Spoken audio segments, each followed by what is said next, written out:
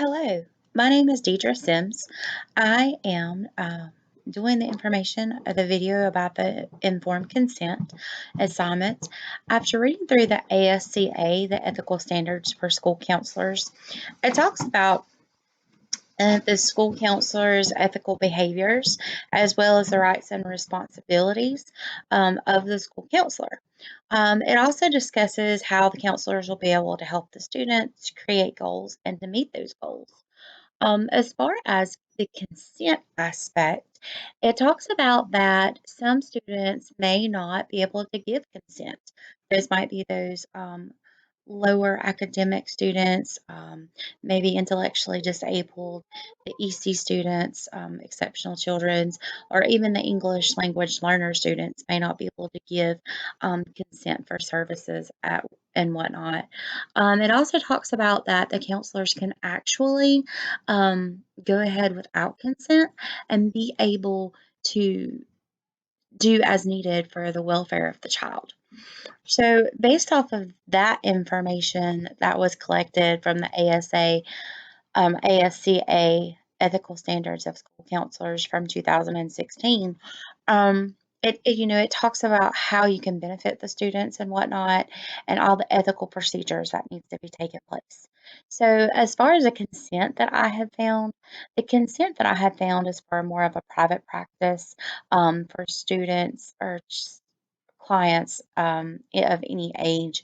And it talks about same ethical practices, making sure that it's all professional relationship, that things are confidential. And it also talks about in the form of consent that children under the age of 14, they have to have parental consent. But in this fact that the students are over the age of 14, they do not necessarily have to have consent. Instead, it's like a consent procedure to where the 14-year-old or older is able to determine what the counselor actually lets the parent know. So that works just a little bit differently than like the types of consent that you would see within the school system. And then after talking about just the basic ethical and the consent that was in the textbook for Corey, 2019, 2015.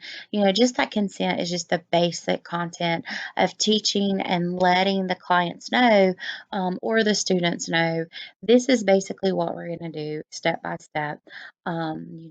What goals are they going to work towards? What assessments may need to be taken? Just different avenues and things like that. So it gives them the opportunity to know exactly what they're going to go through while they're in a counseling environment. And then they have the option to either aid to consent to have that option taken care of. Maybe if they're not happy with that, they can also go for a second opinion, and that's something counselors can help as far as finding that second opinion.